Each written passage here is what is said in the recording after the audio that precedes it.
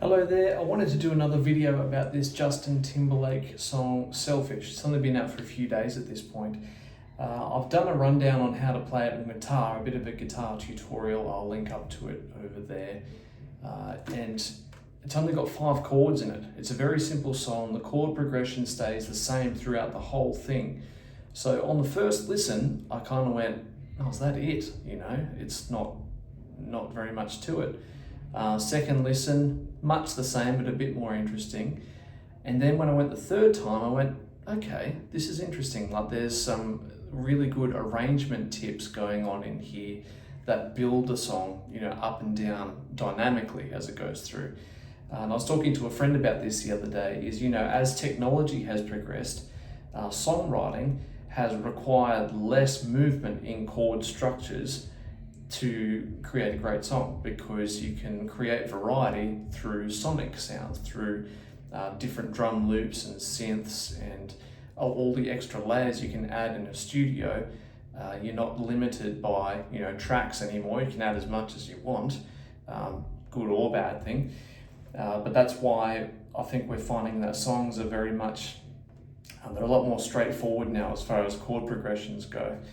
So this song, I'm playing, it's in the key of F sharp. I'm playing in the key of D.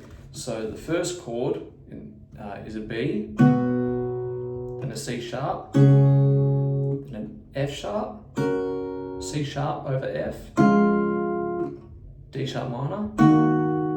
Of course, with a capo, it's a bit easier to play a guitar with a capo. F sharp is not a guitar friendly key typically. So we're playing a G, to the A, to a D, A over C sharp, B minor, and that's the chord progression for the whole song.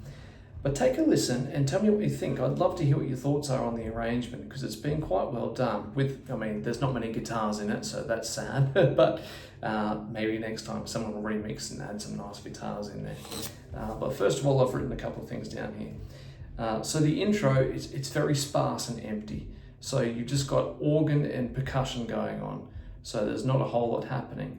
And then when the verse starts, there is a sub-bass layer that comes in. So bass is played on a keyboard, as well as the groove. There's a sort of a drum groove that comes in there that gives that verse a bit of momentum.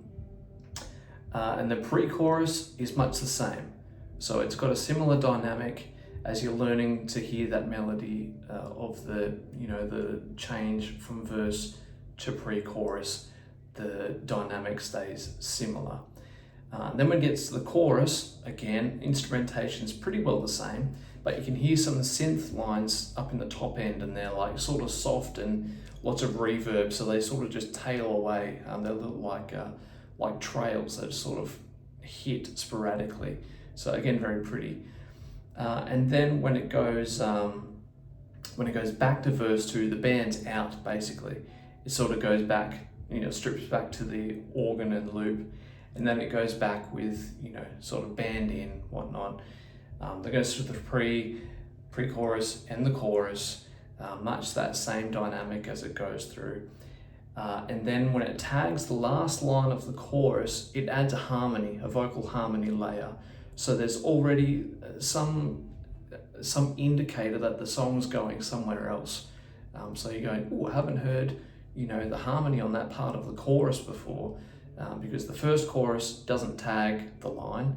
Second chorus does tag the following line, and there's that vocal layer that comes in, and you hear the harmony coming through on top of it. And then the bridge, the band completely pulls out, and it's a cappella, voice only, which is a really nice touch. So it's obviously very stripped back and beautiful as it comes back to the voices.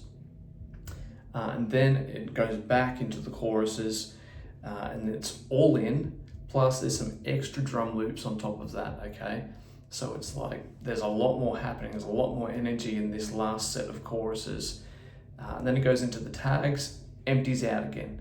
So it's the band's out, vocals, and it sort of goes back to the organ, and the last line of the song is organ only. So it's really interesting if you listen to it from an arrangement perspective, because It's a simple song, but when the arrangement's put together like that, it gives it color and dynamic. It makes it sound like there's more happening than there really is.